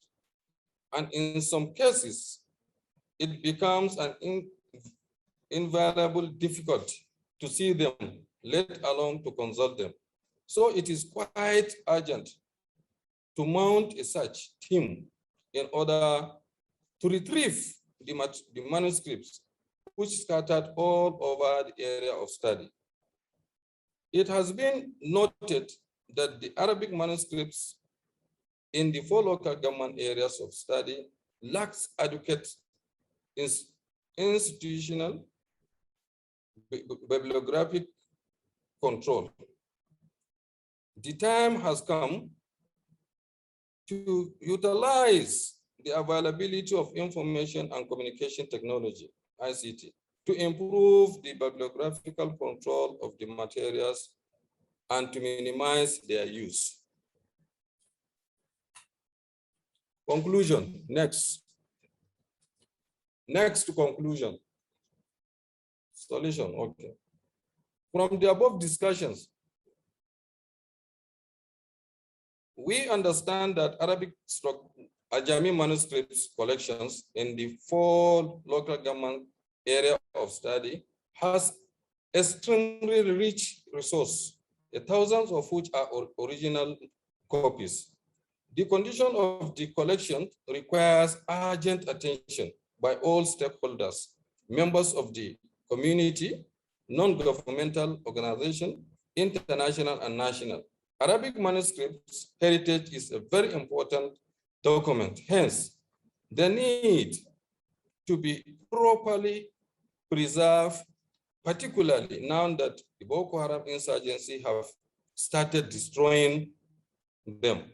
If not safeguarded by first emergency action on preservation, conservation, and digitization works on the remaining Arabic manuscripts, heritage collections in the hands of these ulamas, imams, and Islamic scholars will amount to the loss of history and heritage on the world scale. Thank you. Thank you. Thank you very much for your presentation on this very concrete cases of the urgent need for preservation of some collections in Nigeria. Thank you very much. So now we're going to pass to the question and answer section of this panel. I'm going to read out some of the questions and if we can take them in turns. So I'm going to read the first couple of ones for Dr. Russo. So there is one question about the responsibility of the states in taking charge of the preservation, of collecting the manuscripts, of restoration, and of cataloging. And this person thinks that the most dangerous from his point of view is to digitize the 3-dimensional manuscripts so that they are completely identical to the original, and putting the digitized manuscripts of the state without exception on a digital repository that is available to all peoples, not just the state that owns it. What is your advice on this point of view? That's one question. And another question for you, Maria Luisa, is she agrees with you that of your presentation, but the question is how to make that these books reach educational programs and schools to introduce African identity. And a third question for you, and then I will let you answer, to Dr. Russo. So extending the rights access of the manuscripts to ownership rights. So many manuscripts, as in other cultural or heritage materials, were looted and taken out of Africa during the colonial period, but also, most importantly, during the civil wars and repetitive unrest on the continent. Luckily, some of these survived the destruction because of this, and today they are preserved in Western museums. But what is your opinion on taking back these items through legal processes back to their original places and owners? So this is the question of repatriation, which is a very, very large one. Maria Luisa, I'm going to let you respond to some of these and then we can move on. Yeah, I will try to respond quickly so as not to take other colleagues the time for questions. Thank you for these questions. They are very interesting and actually very wide. They touch very wide topics. The involvement of the state. Well, if we deal with public collections, this is out of the question. I mean, the state has the responsibility of taking care of those collections. When it comes to libraries of private ownership, which is the case often in, for instance, in West Africa, of course, this would be good, but it actually depends on the regulations and on the actual agreements that each state has with the private owners. So it is something that cannot be done in a, how should I say, in a coercive way. So the state taking the collections and bringing them somewhere and performing activities on them without the consensus of the owners. So it actually depends on the regulations. And of course, in any case, this kind of a collection of private collections from the state implies that for instance, the library of the archives that receives the collections is able to keep track of the provenance of the collections. So which family owned which collection, so that in several areas we can always track the provenance of these collections, also for the history of the circulation of those of this cultural heritage.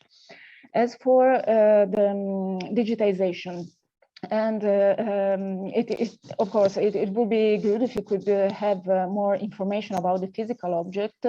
I can also mention the aspect of the watermarks, which usually does not appear in digitization. But there are a lot of data that doesn't display on the digitization, such as the binding or some details of the book structure. However, I think we cannot ask the digitization to be what is not meant to be. It's not the physical object. So such a requirement, even if it would be good to have more information, it implies really a lot of efforts in terms of costs, because having, for instance, transmitted light images in transmitted light or further manipulation of manuscripts would create additional problems. So I think we can improve a bit the quantity of data that display in our digitization, but we will never have the physical object. That's why we have cultural heritage, not digital objects at the end. Second question, the educational programs, how to incorporate them into school programs. It is often a matter of having contacts, or taking contacts with the educational structures themselves, so schools or the departments which are in charge of the organization of school programs, and agree on some kind of introduction to cultural heritage through several aspects. Our written cultural heritage. Am I speaking too fast? A little bit. If you just slow down a little bit, please. Sorry. Our written cultural heritage is full of data which can be disseminated and divulgated in an easier way. I take an example that the colleague Mary Minka mentioned, for instance, the leather tanning. There is a social history behind these collections that could be more easily divulgated and approached to a wider audience of schools, and by that approaching young people to our cultural heritage. And the third question, so ownership property. This is a really enormous question. And restitution. Restitution, yes, restitution. It is really an enormous topic. I would just say that it's not a there is no straightforward answer to this question, because when it comes to restitutions of items, even and we have several examples from the Second World War or the colonial period, many of the trials that were engaged for the restitution of cultural heritage resulted in further issues and further trials. So it's not a straightforward procedure. And I will just mention that, for instance, there were some midway solutions that were found in some African countries with colonial states and with their cultural heritage, instead of the restitution, complete restitution that would that had created already additional trial problems. They had found an agreement, for instance, with the African Country Museum in order to have periodical exhibitions of items that were lent from the Western museums or institutions which owned that cultural heritage. So there are many midway options that could be sought about this cultural heritage. Thank you, Maria Luisa. I'm just going to go to a couple of questions to Mary. I think you've answered some of it in the chat, but I think for the benefit of all our participants, there was a question also directed to both of you, Maria Luisa and Mary, on the examples of the watermarks and waste paper for the spine. So all of these physical characteristics. And so he says, with many now accessing these manuscripts through the digital image only, they will not be able to see these details. How can we highlight these aspects of manuscripts, which would of course help in refining the provenance of the text if we're only viewing it in the digital image? So Mary, if you have some ideas in that regard. And another question for you, Mary, which is in French, which I will translate. It says, thank you so much for this beautiful presentation. If you can permit me, what is the content of the archives that you have described, and have they been subjected to studies by the local researchers who understand local languages? And are they available for the wider public? Either in paper or digital form. And if you're not able to answer, I'm happy to answer for you that specific aspect of the question since we work together. So Mary, I let you respond to these questions.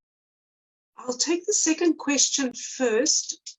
The images are all manuscripts from the Ahmed Baba Center, and this is where Susana could possibly give more insight with regards to what the manuscript contents were. We did have conversations with the researchers, and one of the things that they emphasized was that many of the manuscripts contained portions of literature, writings, diverse writings, and also in different languages. So the staff themselves couldn't always answer that question concretely, simply because the cataloging and indexing process was so long and complex. But Susana, maybe you'd like to talk more about the content of the Ahmed Baba manuscripts. And the first question on the watermarks, any ideas on what? Okay. I think there you can respond. Sure. Now I'm happy to take the first question. I'm not sure of the exact technicalities of it, but as far as I'm aware, there are means and ways to capture the watermark imagery in paper, but it obviously adds to the cost of scanning and digitization, because it probably is going to require additional scanning passes as well as additional software manipulations.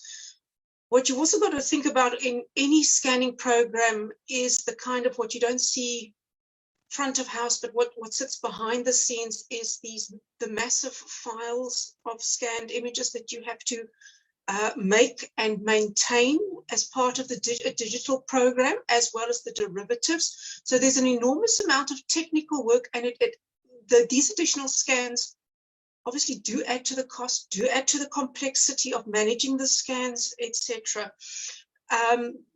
But the question raised an important point where institutions are increasingly acknowledging that they've privileged text or writing in the scanning of books and documents, and they've ignored the material aspects, the three-dimensional aspects.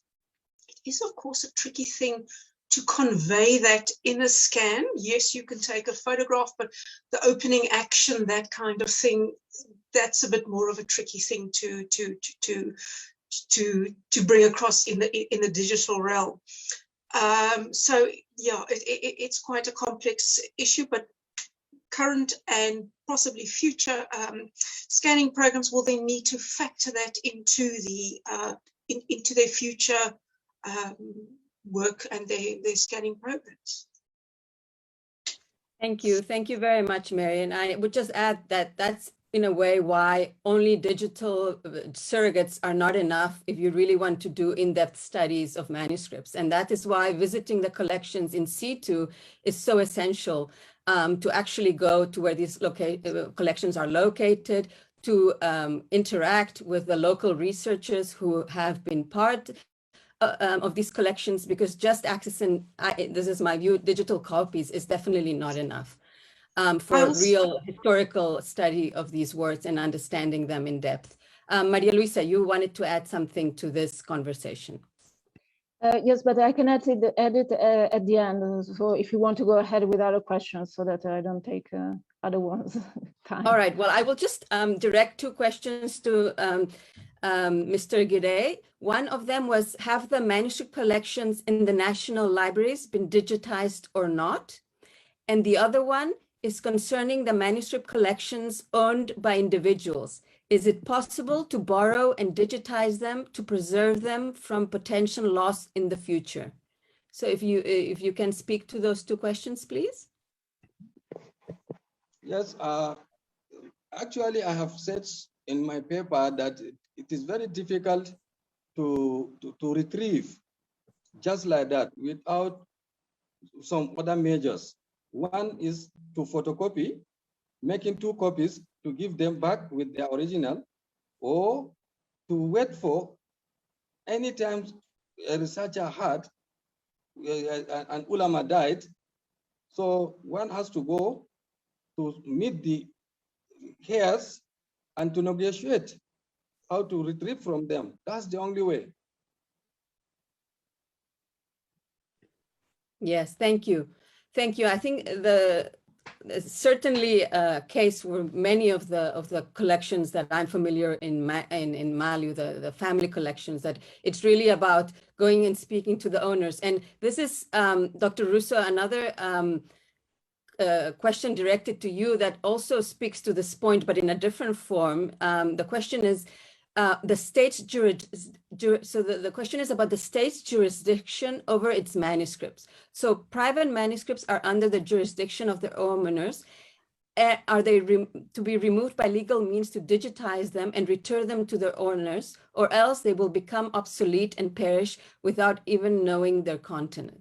So that question about the state's jurisdiction, whether it reaches to the private owner's collections, in this case, family manuscripts. I think that is a big question with lots of repercussions. So perhaps you could speak to that.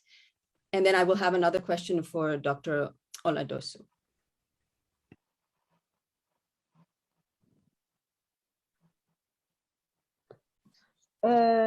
Yes. So if I don't know if I get correctly the question. So he's asking whether the manuscripts in private ownership are digitized and then returned back to the owners. And whether the state has jurisdiction, he's asking whether the state should have jurisdiction over that. So to digitize them, and then that's what I understand from the question, and then give it back to the owners so that the content is not lost.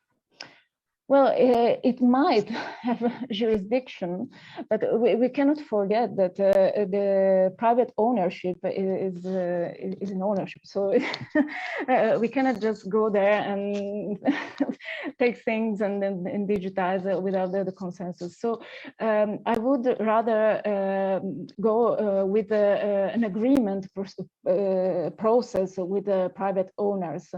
And for instance, in our work in Mali, we as a CSMC, we try to encourage families and private owners to entrust their collections to private libraries.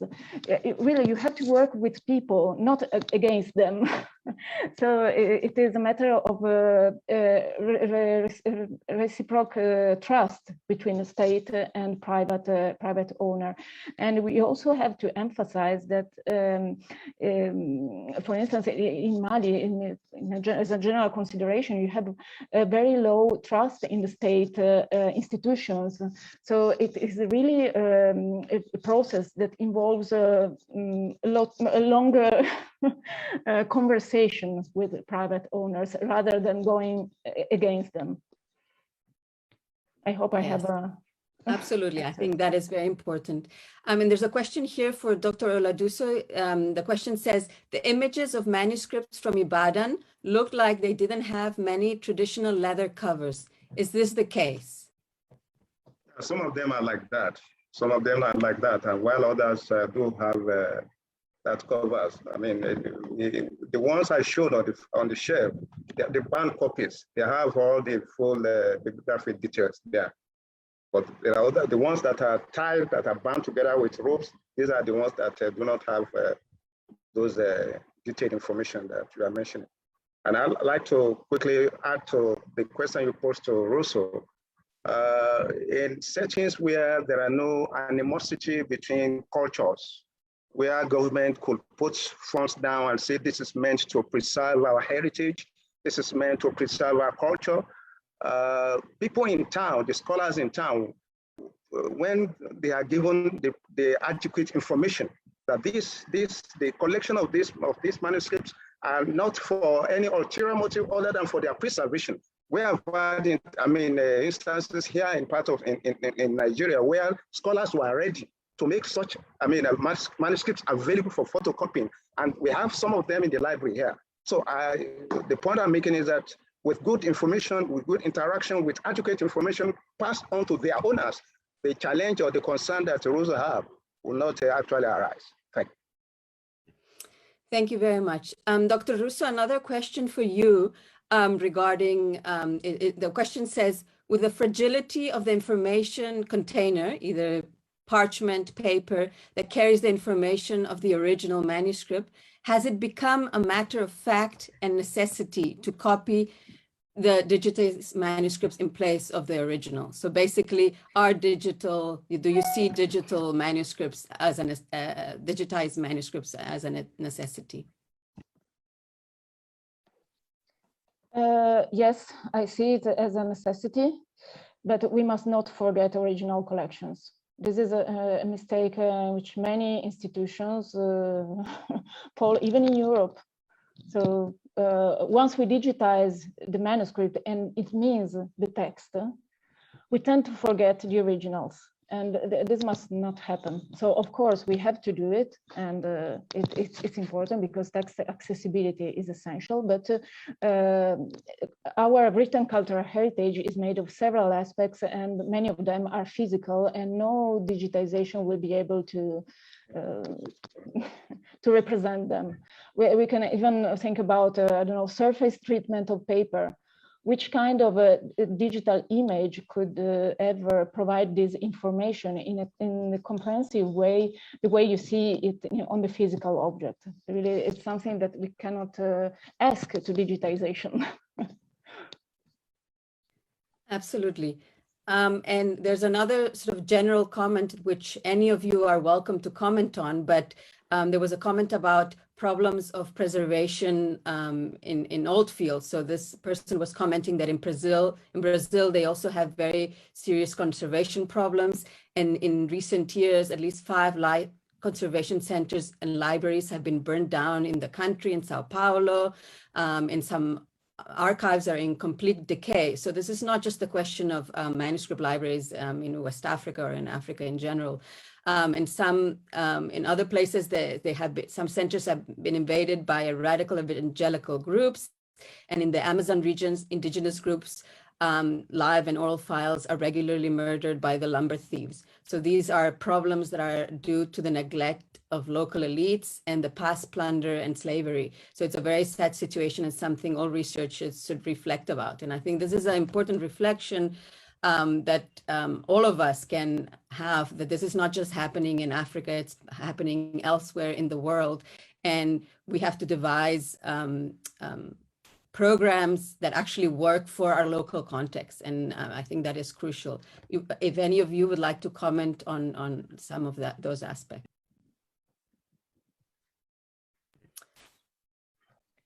Maria Luisa, you had your hand up from earlier regarding the watermarks. Now is the time, if you like. Because okay, so I will answer to both questions at the time. So my point of view is that we also have to work further with the libraries and archives on emergency preparedness in order to be prepared for such events. I see the director displaying, so time to wrap up. The last thing I wanted to say about watermarks, what Mary said, when digitizing watermarks, and this entails retrospective light. For instance, for certain collections which are in loose leaves, such as the West African collections, it might be easier, and of course it would be of extreme help. But when it comes to bound manuscripts, bound items, it involves also a training of employees, of digitization operators, much more stronger. So stronger education, stronger training in leaves manipulation in order to avoid damage to items. Thank you very much. And I see there's a final comment that just is absolutely agreeing with the fact that, well, let's not forget or devalue the original manuscript. Despite it is difficult to answer some of the repatriation processes, he considers it very important not to underestimate the physical artwork in the hands of people versus as opposed to the digital object. And I think this is very important to have in mind. Thank you very much to all of you in this panel. I think we have raised very interesting and thoughtful discussion.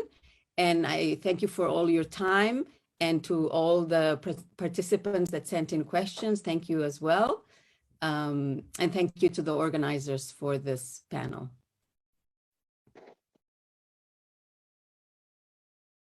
شكرا جزيلا دكتورة سوزانا مولين ليتيغاس على إدارتها للجلسة الخامسة والأخيرة من بين الجلسات العلمية، والتي كان عنوانها الحفظ والصيانة والرقمنة. ويعني حقيقة كانت هناك إشارات مهمة جدا إلى ما تعانيه مراكز التراث ومكتبات المخطوطات في إفريقيا من مشكلات تصب جميعها في مشكلات الترميم والصيانة والحفظ. هذا الموضوع ربما يجعلنا نعيد النظر في الحيز أو المكانة التي يأخذها الاهتمام بالترميم والاهتمام بالصيانة بين المشروعات الكبرى التي تحدث في إفريقيا من قبل مؤسسات غربية أو من قبل الجامعات. أظن ربما نحتاج إلى أن نقدر أمر الترميم والصيانة حق التقدير، خاصة في ظل ظروف صعبة تعيشها كثير من الدول، ما بين مشكلات طبيعية تتعلق بضياع مخطوطات بسبب فيضانات أو بسبب أمطار أو بسبب حرائق في بعض المناطق، أو ربما يكون الأمر مرتبطاً بالتجارة أو انتقال المخطوطات عبر الدول بطريقة غير قانونية. ربما يكون لهذه الجلسة التي أشارت إلى أهمية الحفظ والصيانة فيما يتعلق بالمخطوطات بالحرف العربي في إفريقيا تأكيد على ضرورة أن تكون المشروعات القادمة منصبة ناحية الحفظ والصيانة والرقمنة. ربما أمر الرقمنة يجعلنا نفكر في أن هناك كثيراً من المكتبات لولا أنها رقمنت، لولا أن هناك نسخة رقمية من هذه المكتبات لضاع تراث كبير. كثير من الأماكن يحدث بها حروب، كثير من الأماكن تحدث بها صراعات، ومن حسن الحظ أن نكون قد أجرينا بعض المشروعات لرقمنة هذه المخطوطات، فإذا ما حدث الصراع أو حدثت الحروب أو ضاعت هذه المخطوطات يكون لدينا نسخ من هذه المخطوطات. ولذا موضوع الرقمنة من الأمور المهمة.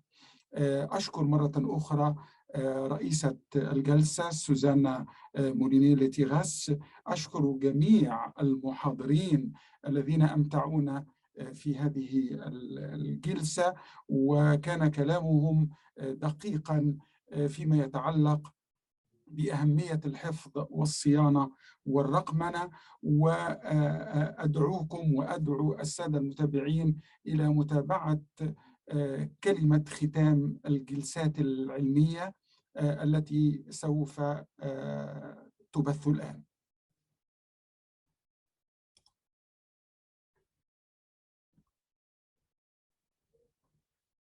بسم الله الرحمن الرحيم.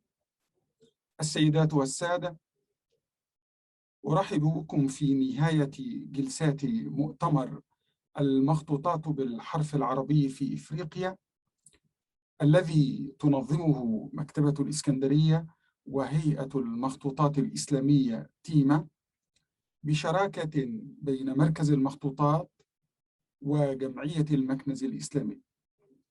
وقد حاولنا خلال الأيام الثلاثة الماضية أن نلقي ضوءاً راعينا أن يكون عاماً وشمولياً قدر طاقتنا، من خلال جمع آراء علمية من بقاع متنوعة. وأكدنا على ضرورة أن تمثل القارة الإفريقية تمثيلاً حقيقياً من خلال أصحاب الأوراق العلمية، وكذلك القضايا المثارة في جلسات المؤتمر. كما اهتممنا كثيراً بأن تكون الأوراق العلمية المختارة من خارج القارة الإفريقية معبرة عن المشكلات والمعوقات التي تواجه البلدان الإفريقية بصدد خزاناتها الخطية، خاصة ما كان مكتوبا منها بالحرف العربي الذي هو محور هذا المؤتمر.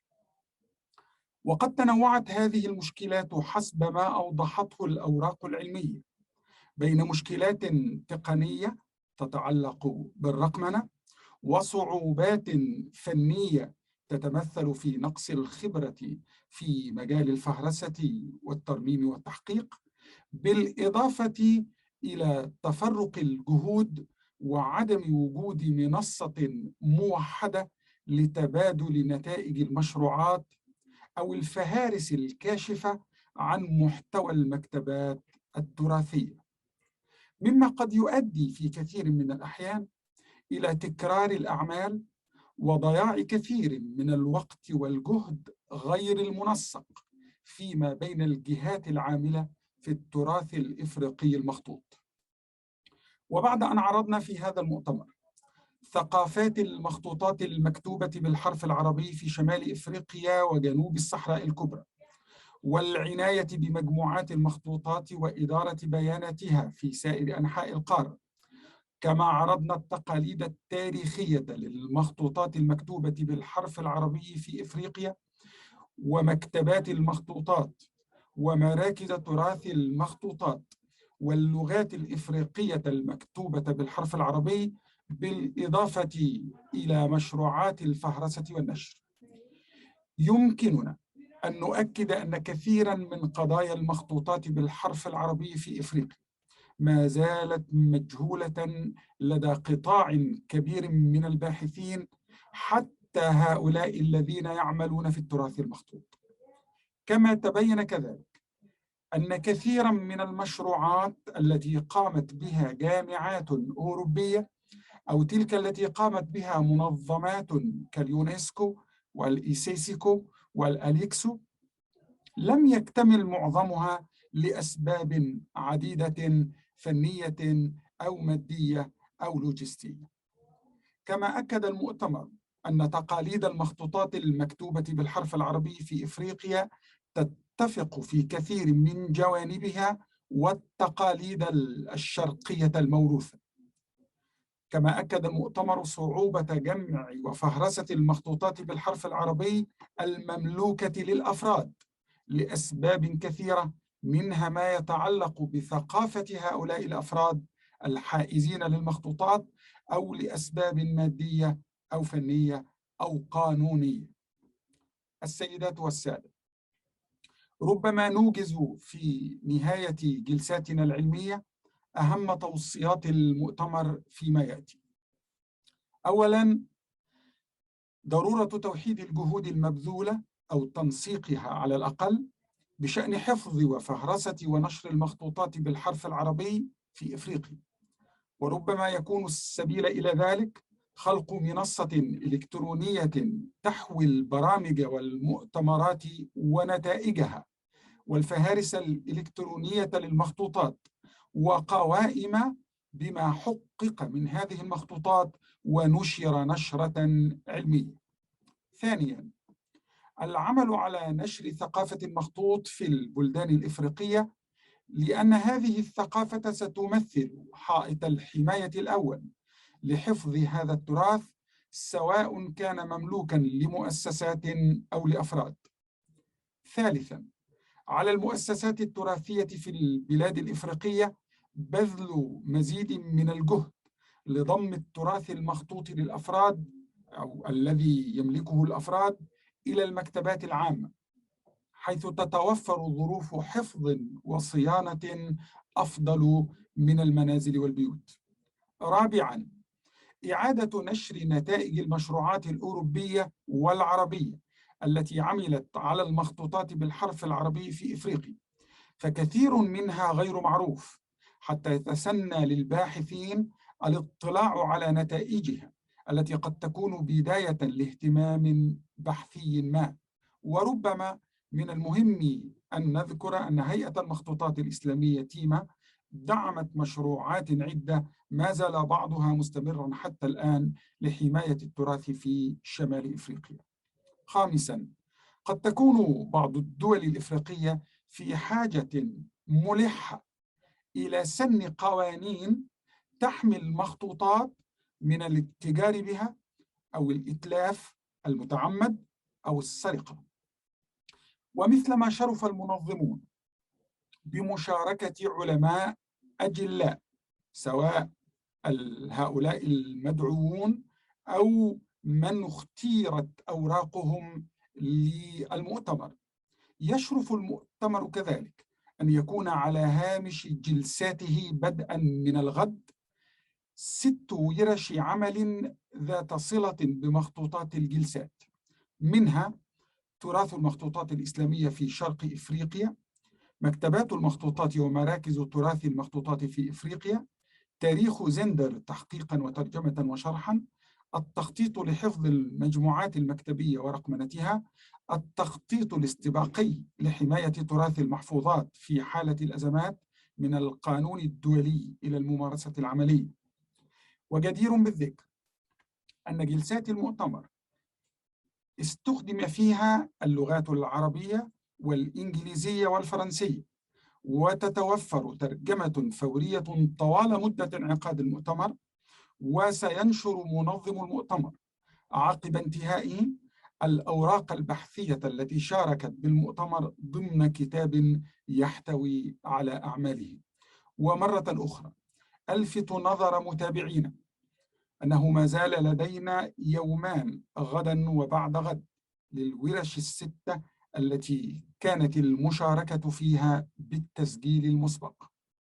وفي النهاية أتقدم بجزيل شكري وتقديري للمفكر الكبير الأستاذ الدكتور مصطفى الفقي مدير مكتبة الإسكندرية لما أبداه من اهتمام كبير بالمؤتمر ومحاوله العلمية. ووافر تقديري لهيئة المخطوطات الإسلامية تيمة التي لم تألو جهدا في تذليل كثير من العقبات في كل مراحل تنظيم المؤتمر.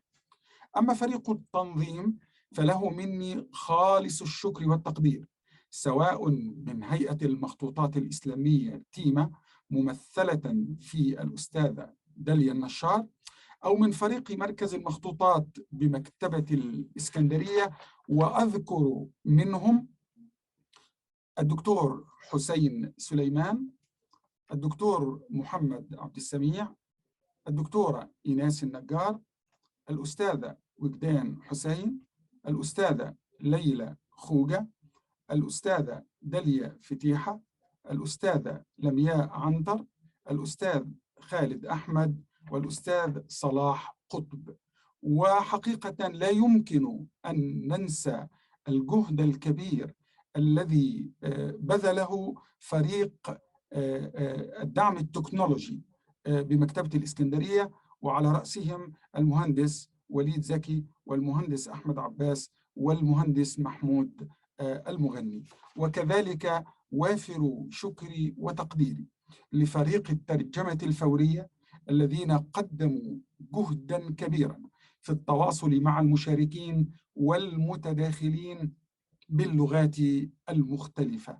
شكرا جزيلا لحضراتكم، وإلى لقاء علمي قريب، والسلام عليكم ورحمة الله وبركاته.